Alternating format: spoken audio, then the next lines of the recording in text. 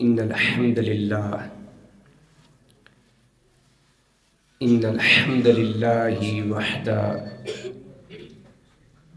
والصلاة والسلام على من لا نبي بعده.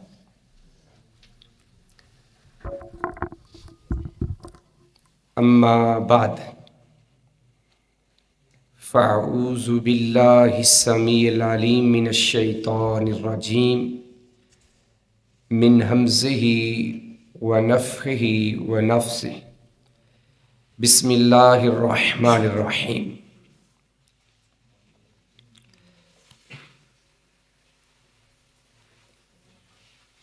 آج ہم نے صحیح البخاری کی حدیث نمبر 3 کتاب الوحی اور باب ہے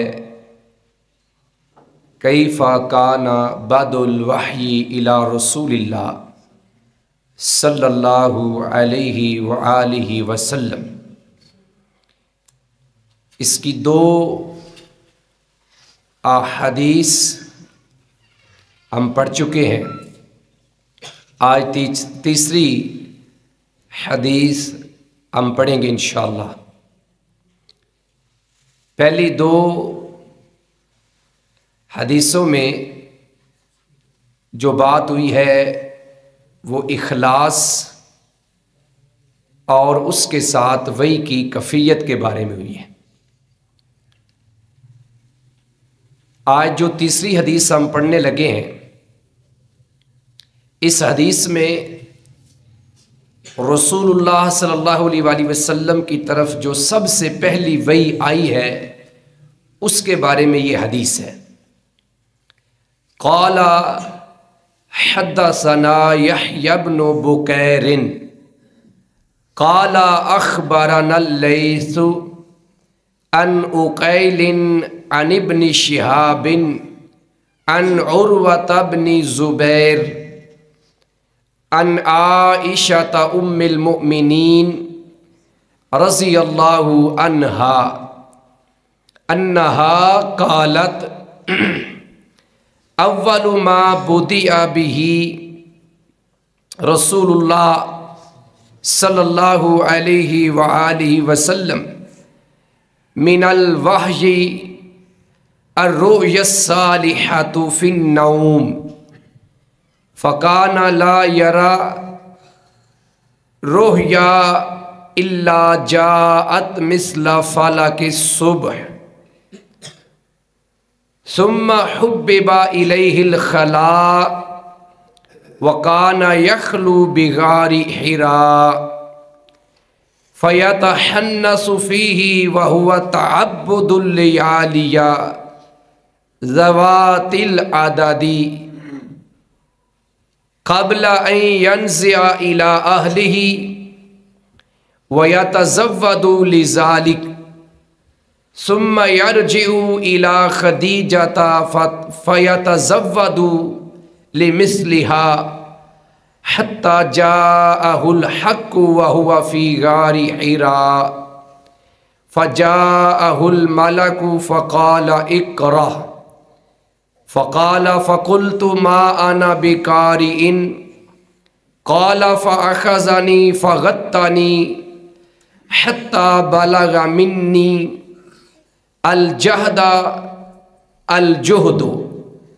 ثم أرسلني فقال اقرأ فقلت ما أنا بقارئ فأخذني فغطني الثانية حتى بلغ مني الجهد ثم أرسلني فقال اقرأ فقلت ما أنا بقارئ قال فأخذني فغطني الثالثة ثم أرسلني فقال اقرأ باسم ربك الذي خلق خلق الإنسان من علق اقرأ وربك الأكرم فرجع بها رسول الله صلی اللہ علیہ وآلہ وسلم यरजुफ फुआदुहु फदखला अला खदीजत बिन्त खुवैलिद फ़क़ाल ज़म्मिलूनी ज़म्मिलूनी फ़ज़म्मलूहु हत्ता ज़हब अन्हु अर्रूह औ कमा क़ाल। ये हदीस लंबी है तो इसका आधा हिस्सा मैंने अभी आपके सामने तिलावत किया है। इसी आधे हिस्से में जो बात बयान हुई है उसका तर्जमा और मुख्तसर वज़ात आपके सामने रखेंगे। क़ाला हद्दसना, इमाम बुखारी रहमहुल्लाह ताला बयान फरमाते हैं कि हमें हदीस बयान की यहया इब्न बुकैरिन, यहया बिन बुकैर रहमहुल्लाह ताला ने, यानी कि इमाम बुखारी रहमहुल्लाह ताला के जो उस्ताद हैं वो यहया बिन बुकैर रहमहुल्लाह ताला हैं, जो 231 हिजरी में फौत हुए हैं। अल-मुतवफ़ा 231 हिजरी। वो बयान करते हैं क़ाला अख़बरना, हमें खबर दी, यानी कि इमाम यहया बिन बुकैर रहमहुल्लाह ताला कहते हैं कि हमें खबर दी, अख़बरना, हमें खबर दी अल-लैसु, हज़रत लैस रहमहुल्लाह ताला ने, ये उनके उस्ताद हैं और इमाम बुखारी के ये दादा उस्ताद बन गए। वो आगे बयान करते हैं अन उकैलिन, हज़रत उकैल रहमहुल्लाह ताला से, अन इब्न शिहाबिन, वो आगे इब्न शिहाब से, जो इब्न शिहाब ज़ुहरी के नाम से मशहूर है। इमाम ज़ुहरी बड़े मशहूर मुहद्दिस हैं और इमाम ज़ुहरी के बारे में अक्सर अहले इल्म का ये कहना है कि अव्वलु मन दव्वनल इल्म या हाज़ल इल्मा इब्न शिहाब ज़ुहरी, कि हदीस की तसनीफ़ पे बाकायदा सबसे पहले जिसने काम किया वो इमाम इब्न शिहाब ज़ुहरी रहमतुल्लाह अलैह हैं।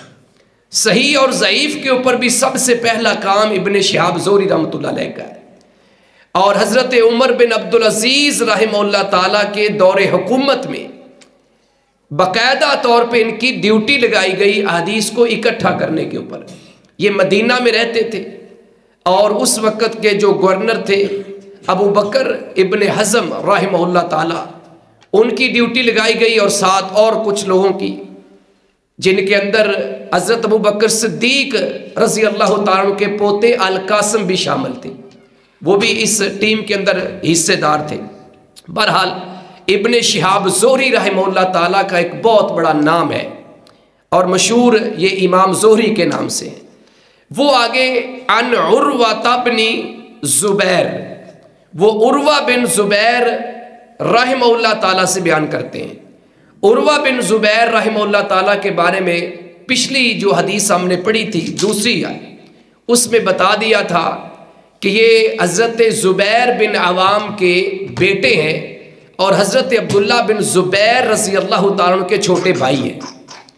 और हज़रत उर्वा बिन ज़ुबैर रज़ी अल्लाह ताला अन्हु जो हैं या रहमतुल्लाह ताला जो हैं, ये हज़रत आयशा रज़ी अल्लाह ताला अन्हा के भांजे हैं, हज़रत अस्मा बिन्त अबी बकर के बेटे हैं।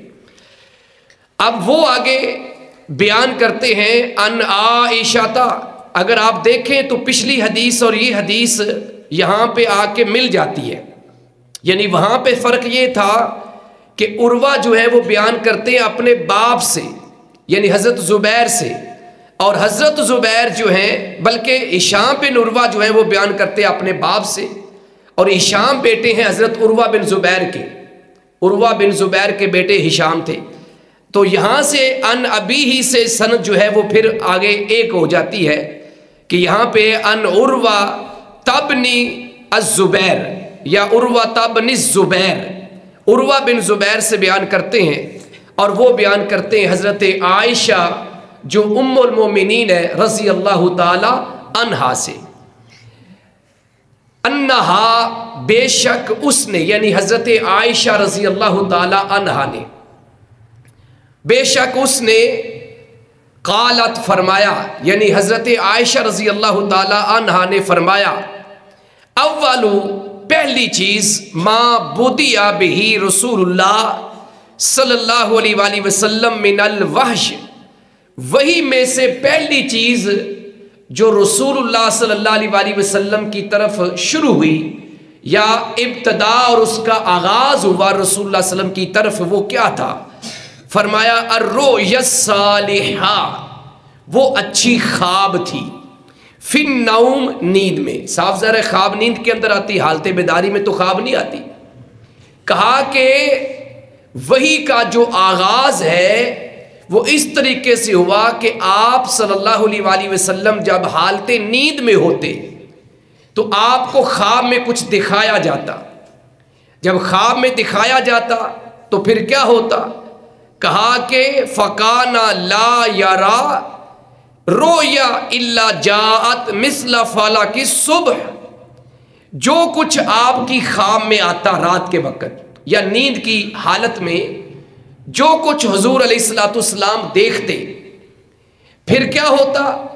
حضرت عائشہ رضی اللہ تعالیٰ عنہ کہتی ہیں کہ الا جاءت مثل فلق الصبح، فلک جو ہے یہ کسی چیز کے پھاڑنے کو کہتے ہیں، سورہ فلق جو ہے اس کا لفظی معنی بھی یہی ہے۔ تو چونکہ رات کا اندھیرا ختم ہو کے روشنی نکلتی ہے تو اس لیے فلک سے مراد صبح کی روشنی ہے، صبح کا اجالا ہے۔ کہا کہ جو پیارے پیغمبر علیہ الصلوۃ والسلام خواب میں دیکھتے، صبح وہ ایسے ہی پورا ہو جاتا جیسے صبح کی روشنی سب کو نظر آ رہی ہوتی کہ دن چڑھ گیا ہے، اجالا ہو گیا ہے۔ تو پیارے پیغمبر علیہ السلام کی خواب بھی اسی طرح سچی ہو جاتی۔ رات کو خواب دیکھتے ہیں یا حالت نیند میں خواب دیکھتے ہیں، جو کچھ آپ کو حالت خواب میں دکھایا جاتا وہ آپ پھر اپنی آنکھوں سے دیکھ بھی لیتے۔ تو یہ ابتدا تھی وحی کی۔ اس کی وجہ کیا تھی؟ اس کی وجہ اہل علم نے یہ بیان کی ہے کہ رسول اللہ صلی اللہ علیہ وآلہ وسلم کے دل و دماغ میں یہ بات ڈال دی جائے کہ آپ کے ذمہ کوئی بڑا کام لگنے جا رہا ہے، آپ کو کوئی بڑی ذمہ داری دی جائے گی، اور تاکہ آپ اس کام کے لیے تیار ہو جائیں، آپ اس ذمہ داری کے لیے تیار ہو جائیں۔ جس طرح سورہ المزمل میں پیارے پیغمبر علیہ الصلوۃ والسلام کو تہجد کا کہا گیا، اور یہ تہجد بھی ایک طرح کی تیاری تھی۔ سب سے مشکل کام جو ہے یہ رات کو بیدار ہو کے قیام کرنا ہے۔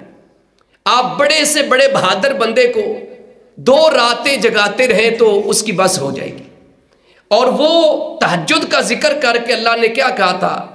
اِنَّا سَنُلْقِي عَلَيْكَ قَوْلًا ثَقِيلًا، یہ تہجد اس لیے آپ کو پڑھا رہے ہیں کہ ان قریب آپ کے اوپر ہم ایک ایسی ذمہ داری ڈالنے جا رہے ہیں جو بہت بڑی ذمہ داری ہے، جو بڑی جس کا بوجھ ہوگا۔ اور پچھلی جو حدیث ہم نے پڑھی تھی اس میں آپ نے پڑھ ہی لیا کہ سخت سردی کی راتوں اور دنوں میں بھی جب آپ پر وحی نازل ہوتی تو آپ کی کن پٹی سے پسینہ بہنا شروع ہو جاتا، یہ حالت ہو جاتی تھی، اس قدر بوجھ ہوتا تھا۔ فرمایا کہ جب بھی آپ کو خواب آتا حالت نیند میں، فَقَانَ لَا يَرَا رُؤْيَا إِلَّا جَاءَتْ مِثْلَ فَلَقِ الصُّبْحِ، مگر وہ روشن صبح کی طرح جو ہے وہ پورا ہو جاتا۔ ثم پھر حُبِّبَ إِلَيْهِ الْخَلَاءُ، پھر آپ کے دل میں الگ رہنے کی یا خلوت کی زندگی کی محبت پیدا کر دی گئی۔ پہلے آغاز ہوا خواب سے، اور اہل علم نے لکھا ہے، فتح الباری کے اندر امام ابن حجر رحمۃ اللہ علیہ نے بھی لکھا ہے کہ یہ جو خواب کا سلسلہ شروع ہوا تھا یہ ربیع الاول میں شروع ہوا تھا، وہی مہینہ جس میں آپ کی ولادت باسعادت ہے، اس میں خواب شروع ہوا اور یہ رمضان تک چلا، تقریباً 6 مہینے آپ کو خواب آتی، اور اس کے بعد اللہ کے پیغمبر صبح جب دیکھتے تو وہ بات پوری ہو چکی ہوتی، حتیٰ کہ پھر رمضان میں رسول اللہ صلی اللہ علیہ وسلم پر باقاعدہ پہلی وحی جس کا بھی ذکر آ رہا ہے وہ نازل ہو جاتی ہے۔ کہا کہ ثم پھر حُبِّبَ إِلَيْهِ الْخَلَاءُ، خلا سے مراد ہے خلوت کی زندگی، تنہائی کی زندگی، آپ کے دل میں یہ بات بٹھا دی گئی کہ اب آپ نے ان لوگوں کے ساتھ اٹھنا بیٹھنا نہیں ہے، بلکہ آپ نے خلوت کی زندگی گزارنی ہے، تنہائی کی زندگی گزارنی ہے۔ جب یہ بات آپ کے دل میں ڈال دی گئی، وَكَانَ يَخْلُو بِغَارِ حِرَا، تو رسول اللہ صلی اللہ علیہ وسلم پھر غار حرا میں تنہا بیٹھتے تھے۔ آپ نے جب آپ کے دل میں یہ بات بٹھا دی گئی، صاف ظاہر ہے وہ کس نے بٹھائی ہے؟ اللہ رب العزت نے۔ تو اللہ رب العزت نے آپ کے دل میں یہ بات بٹھا دی، تو آپ اللہ کی اس بات پر عمل کرتے ہوئے غار حرا میں تنہا بیٹھ گئے۔ وہاں کیا کرتے تھے؟ آگے حدیث کے لفظ ہیں فَيَتَحَنَّسُ فِي، یہ جو لفظی معنی اس کا یہ تو ہے گناہوں سے بچنا، یا بڑے بڑے گناہوں کو کہتے ہیں۔ تو یہاں سے مراد گناہ نہیں ہے، گناہوں سے تو بچتے ہی تھے کہ شرک کو چھوڑ کے، کفر کو چھوڑ کے تو آپ تنہا بیٹھے ہوئے تھے۔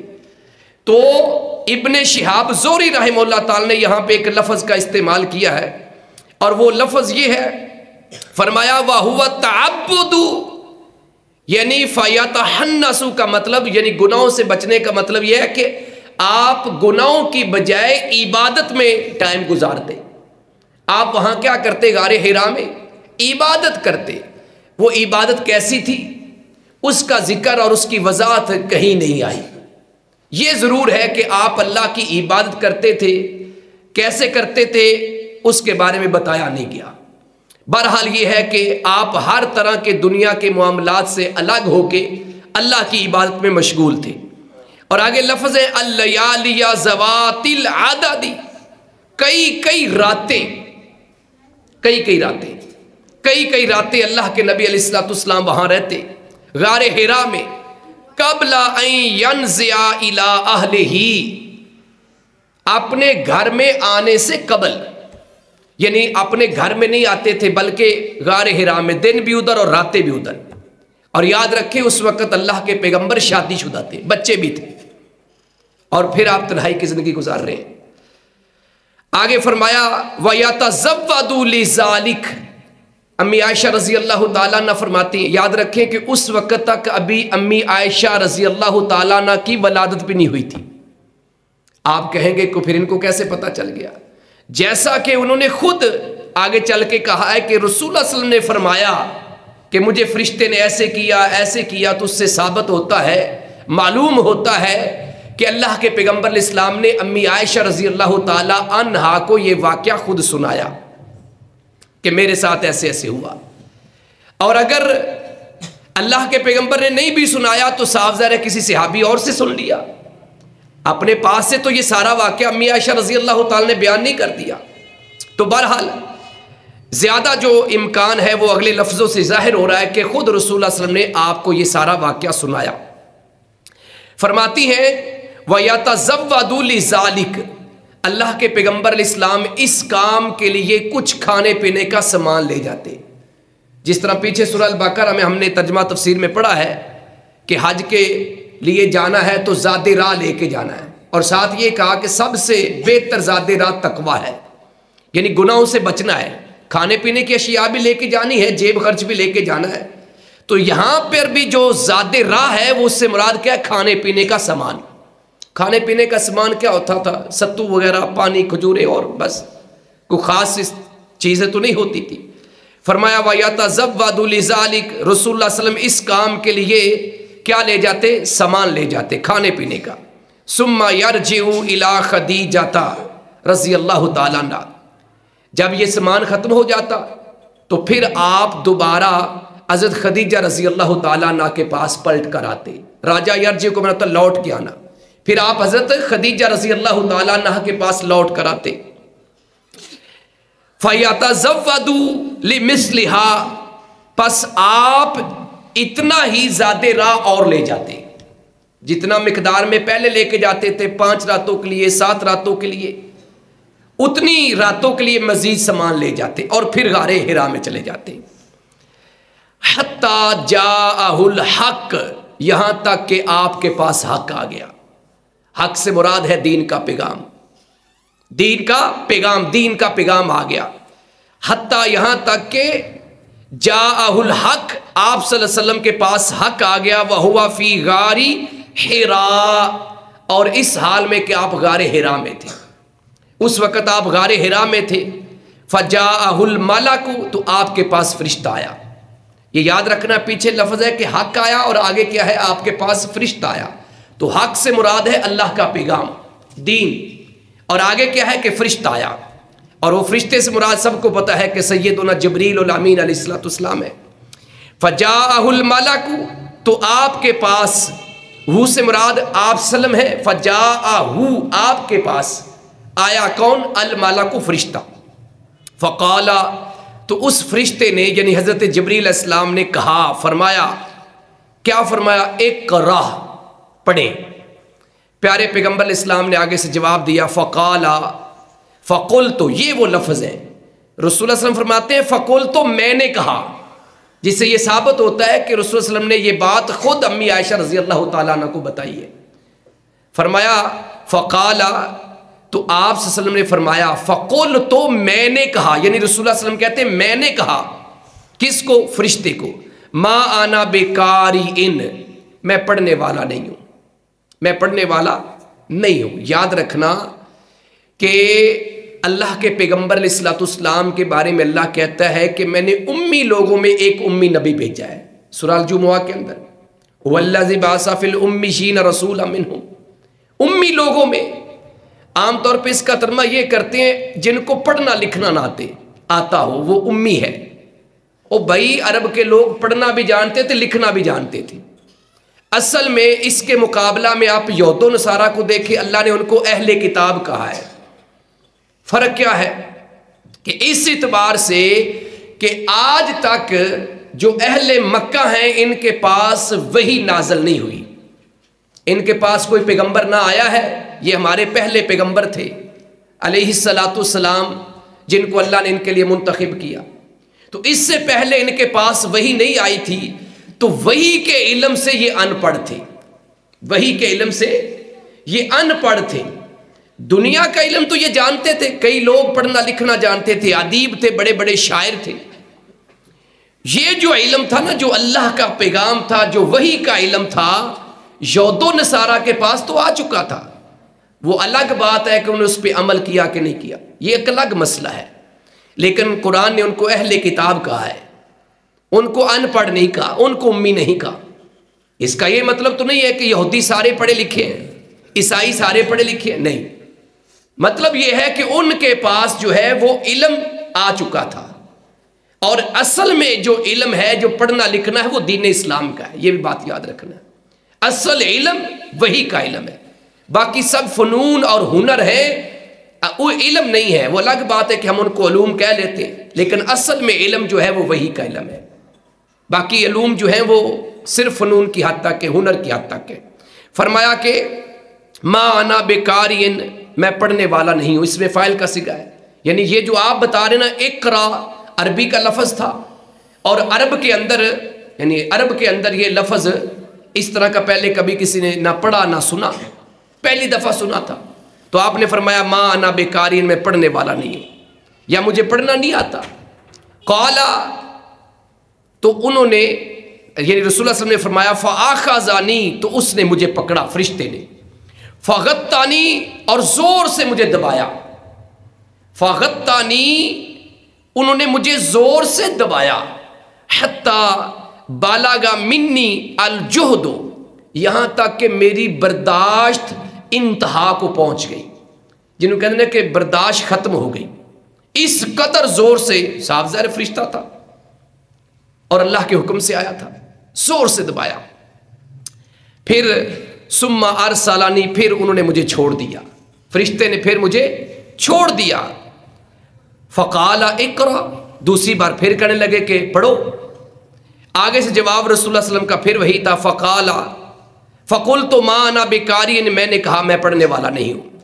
فاخذنی فغطانی ثانیہ، انہوں نے پھر مجھے پکڑ لیا اور دوسری بار زور سے مجھے دبایا، فرشتے نے زور سے دبایا۔ حتی بالغ منی الجہد، یہاں تک کہ میری برداشت انتہا کو پہنچ گئی۔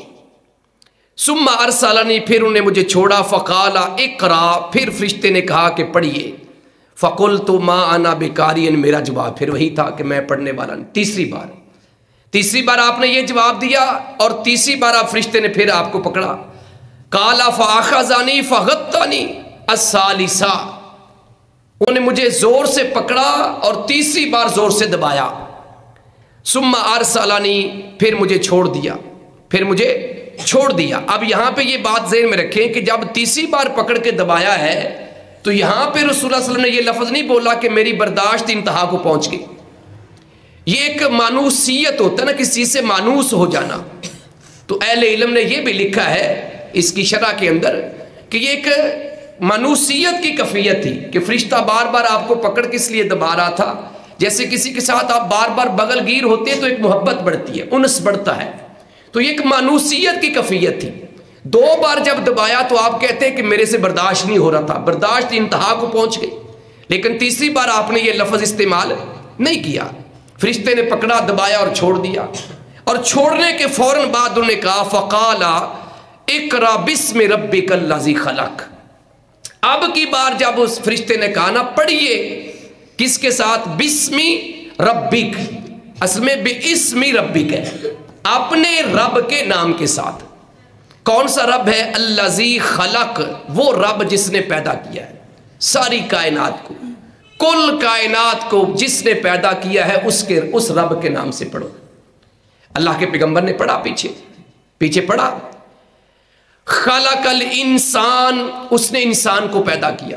حالانکہ خلق کے اندر ہی سارا کچھ آ گیا ہے، لیکن چونکہ انسان کی ایک ذمہ داری باقی مخلوقات سے زیادہ ہے اور اس کے اعزازات بھی دوسروں سے زیادہ ہیں، اگر یہ انسان بن جائے تو اس کا مرتبہ، اس کا مقام بھی دوسری مخلوقات سے زیادہ ہے، حتیٰ کہ کئی انسان، انبیاء تو سارے ہی اور باقی انسانوں میں سے بھی جو اللہ کے بڑے ہی مقرب لوگ ہیں وہ فرشتوں سے بھی اعلیٰ ہو جاتے ہیں۔ یہ جو ہم مطلق کہتے ہیں نا کہ انسان فرشتوں سے بھی اعلیٰ ہے، جنوں سے بھی اعلیٰ ہے، ہر انسان نہیں، جو انسان ہو، یہ بات ذہن میں رکھنی ہے۔ صرف شکل سے آپ کو لگے نا کہ یہ بندوں جیسا، انسانوں جیسی اس کی شکل ہے اور یہ حضرت جبریل سے بہتر ہے، مشرک ہے، بادعقیدہ ہے، بدعتی، اور آپ اس کو کہیں جی یہ تو جبریل سے بھی بہتر ہے، کیسے بہتر ہو گیا؟ تو یہ یاد رکھنا ہے، ہو انسان اللہ والا ہو، اللہ کا مقرب ہو، تو وہ فرشتوں سے بھی اعلیٰ ہے۔ تو فرمایا کہ خلق الانسان، جس نے انسان کو پیدا کیا، من علق، جمے ہوئے خون سے یا خون کے لوتھڑے سے۔ جب انسان کی تخلیق، حالانکہ جو پہلا انسان ہے وہ لوتھڑے سے پیدا نہیں ہوا، یعنی حضرت آدم علیہ السلام، ان کی تخلیق اللہ نے مٹی سے کی ہے، یعنی مٹی کو گوندھ کے بنایا، ڈھانچا سانچا، اور اس کے بعد اس میں روح پھونکی، اور اسی طرح حضرت حوا کو ان کی پسلیوں سے نکال دیا۔ لیکن اس کے بعد سوائے حضرت عیسیٰ علیہ السلام کے باقی جتنے انسان ہیں، حتیٰ کہ ہمارے پیغمبر علیہ السلام بھی، سب کی پیدائش ایک غلیظ قطرے کے بعد وہ جو ایک لوتھڑا بنتا ہے، جمع ہوا خون بنتا ہے، اور پھر اس کے بعد وہ ایک گوشت کی شکل اختیار کرتا ہے، اور پھر اس کے بعد اس میں ہمارے سارے اعضاء بنتے ہیں، اور پھر اس میں روح پھونکی جاتی ہے، یہ بات کا پروسیس ہے۔ تو حضرت آدم، حضرت حوا اور حضرت عیسیٰ، ان تین کے علاوہ سب کی پیدائش جو ہے وہ جمے ہوئے خون سے ہے، یہ یاد رکھنی ہے۔ اب یہاں پہ اللہ رب العزت نے جو بات کی ہے وہ یہی ہے کہ خلق الانسان من علق، اس سورت کا نام بھی سورۃ العلق ہے، اسی وجہ سے جس نے انسان کو جمے ہوئے خون سے یا خون کے لوتھڑے سے پیدا کیا۔ اقرا، آپ پڑھیں، وربک الاکرم، تیرا رب بڑا عزت والا ہے، تیرا رب جو ہے وہ بڑا عزت والا ہے۔ یہاں تک یہ آیات جو ہیں اس حدیث میں یہیں تک ہے، بعض حدیث میں وہ 5 آیات اگلی بھی ہیں کہ الذی علم بالقلم علم الانسان ما لم یعلم، لیکن یہاں پہ پہلی 3 آیات کا ذکر ہے۔ جب یہ آیات نازل ہو گئی، پہلی دفعہ ایسا ہوا تھا، فرجع بہا رسول اللہ صلی اللہ علیہ وسلم، تو رسول اللہ صلی اللہ علیہ وسلم اس کے ساتھ واپس پلٹے، یعنی ان آیات کو لے کے، اس وحی کو لے کے واپس پلٹے۔ यरजुफु फुआदहु, आप का दिल जो है वो धड़क रहा था। जब आप वापस पलटे तो आपका दिल क्या था? धड़क रहा था, जिस तरह बंदे को घबराहट होती है। तो घबराए हुए थे रसूलुल्लाह सल्लल्लाहु अलैहि वसल्लम, क्योंकि पहली बार ऐसा हुआ, फरिश्ता अपनी असली हालत में आया, ऐसी चीज को जिसको कभी जिंदगी में देखा नहीं था, और फिर वो बार बार दबाने की कैफियत भी अलग सी। तो ये सारी चीजें नबी अलैहिस्सलातु वस्सलाम के ऊपर एक बोझ बनी हुई थी। फदाखला अला खदीजाता बिन्ते खवैलिदिन, तो आप हजरत खदीजा बिन्ते खवैलद रजी अल्लाह ताला अन्हा पर दाखिल हुए, मतलब है घर में आ गए। फ़क़ाला ज़म्मिलूनी ज़म्मिलूनी, आप अलैहिस्सलातु वस्सलाम ने हजरत खदीजातुल कुबरा रजी अल्लाह ताला अन्हा से फरमाया कि मेरे ऊपर कपड़ा उड़ा दो या कपड़ा ओढ़ दो, डाल दो। ज़म्मिलूनी, ये या अय्युहल मुज़म्मिल भी इसी वजह से, ए कपड़ा ओढ़ने वाले, ए कपड़ा ओढ़ने वाले सल्लल्लाहु अलैहि वसल्लम, मेरे ऊपर चादर ओढ़ दो, कपड़ा ओढ़ दो। आपने ये लफ्ज 2 बार बोला। फज़म्मलूहु, तो उन्होंने कपड़ा ओढ़ दिया उसके ऊपर। हत्ता ज़हाबा, यहां तक कि चला गया, अनहु, आपसे, अर्रऊह, वो घबराहट, वो जो घबराहट थी, परेशानी थी, वो कैफियत खत्म हो गई। फ़क़ाला ले खदीजाती, तो आपने खदीजा अलैहिस्सलाम, बस ये यहां तक ही पढ़ेंगे, बल्कि ये आगे बात करेंगे कि आपसे घबराहट चली गई। यहां पे एक बड़ा अहम नुक्ता है, हमारी बहनें बेटियां नीचे समात फरमा रही हैं, आप भाई भी समात फरमा रहे हैं। तो यहाँ पे जो आखिरी बात के ऊपर बड़ा अहम नुक्ता है, वो मैं अक्सर दुरूस में बयान भी करता हूँ, और अभी फिर मैं, क्योंकि हदीस पढ़ रहे हैं तो बयान होना चाहिए कि हमारे यहाँ क्योंकि इल्म की कमी है, और इल्म से मुराद दीन का इल्म है, कि हमें चीज़ों का पता नहीं होता। बंदा सारा दिन बाहर काम काज में मसरूफ़ रहता है, और उसके मुख्तलिफ लोगों से राबते होते हैं, मामलात होते हैं, किसी से तू तकरार भी हो जाती है, कहीं से कोई बातें सुननी पड़ जाती हैं, बिजनेस कारोबार है, कोई भी अता के मजदूरी करता है, वो भी बेचारा पता नहीं कितने लोगों की झिड़के खा के आता है। बंदा घर में आए और वो परेशानी की हालत में हो, और वो उस वक़्त कोई आपसे कहता है या मुझे पानी पिला दो, या कोई भी चीज़ है, या कहता है अभी मैं लेटने लगा हूँ, कोई मुझे कपड़ा ला दो, तो अक्सर ख़वातीन क्या करती हैं, उसकी परेशानी को देख के तो वो पूछना शुरू कर देती है कि क्या मसला है जी, क्यों हुआ जी, आप टेंशन में हैं, घबराए हुए हैं। वो कहता नहीं मुझे कुछ नहीं हुआ, बस मुझे पानी पिला दो या मुझे चाय पिला दो। वो कहते नहीं कोई बात है, मुझे बताओ। वो बेचारा पहले परेशान है, और परेशान करना शुरू कर देती है। ये जो पॉइंट है ना, ये हदीस ये बता रही है कि देखो हजरत खदीजा रजी अल्लाह ताला अन्हा की दूर अंदेशी, कि नबी इस्लाम ने कहा कि मेरे ऊपर कपड़ा डाल दो, तो उन्होंने अगली बात नहीं कही। हालांकि हदीस कह रही है कि नबी इस्लाम बड़े घबराए हुए थे, परेशान थे। अब साफ ज़ाहिर है कि जो बंदा दिल से डरा हुआ होता है, घबराया हुआ होता है, वो चेहरे से भी असरात नजर आते हैं। तो हजरत खदीजा ये भी पूछ सकती थी कि पहले तो आपने कभी इस तरह नहीं किया था, और फिर अरब का मौसम भी बड़ा गर्म होता है, इस गर्मी के मौसम में आप कहते कपड़ा डाल दो मेरे ऊपर। कोई एक लफ्ज भी हजरत खदीजा रज़ी अल्लाह ताला ने नहीं बोला, बल्कि क्या किया है, आपके ऊपर कपड़ा डाल दिया। इसके बाद जब आपकी वो कफियत चली गई, तो आपने खुद वो वाक़या सुनाया, और फिर वो अगली सारी बात है, जो इसका अगला हिस्सा है, वो इंशाअल्लाह फिर हम अगले दर्स में पढ़ेंगे। तो यहाँ तक हमारी बात जो है वो जो हुई है, उसका बस 1 मिनट में मैं खुलासा ये बता देता हूँ कि नबी अलैहिस्सलाम के ऊपर वही का आगाज़ जो है, उसकी इब्तिदा अच्छी ख्वाब के साथ हुई है। जो ख्वाब आप रात को देखते, वो सुबह उसी तरह पूरी हो जाती। और इस हदीस का ताल्लुक जो है वो बाब के साथ और किताब के साथ क्या है, क्योंकि किताब का नाम है किताबुल वहय, वही के बारे में किताब, और बाब का नाम है कैफा काना बदुल वहयी इला रसूलिल्लाह, कि रसूलुल्लाह सल्लल्लाहु अलैहि वसल्लम की तरफ वही की इब्तिदा या वही का आगाज़ कैसे हुआ। तो ये कफ़ियत आ गई कि इस तरीके से हुआ। तो ये मुनासबत है बाब के साथ इस हदीस की, और यही खूबसूरती है इमाम बुखारी रहमतुल्लाह अलैह की, कि वो जो ऊपर बाब कायम करते हैं और नीचे हदीस लेके आते हैं, उस हदीस को वो उस बाब के साथ जोड़ रहे होते हैं और मसला समझा रहे होते हैं, साबित कर रहे होते हैं कि भाई रसूलुल्लाह सल्लल्लाहु अलैहि वसल्लम पर वही का आगाज़ इस तरीके से हुआ है। اللہ سے دعا ہے کہ اللہ مجھے اور آپ کو صحیح معنوں میں کتاب و سنت کی سمجھ عطا فرمائے اور کتاب و سنت کے مطابق عمل کی توفیق عطا فرمائے۔ اللہ تعالی ہمیں رسول اللہ صلی اللہ علیہ وسلم کی ان پیاری پیاری باتوں، آپ کی سنتوں اور آپ کی احادیث پر عمل کرنے کی، ان سے محبت کرنے کی توفیق عطا فرمائے۔ اللہ ہمیں کتاب و سنت کے مطابق زندہ رہنے کی توفیق عطا فرمائے۔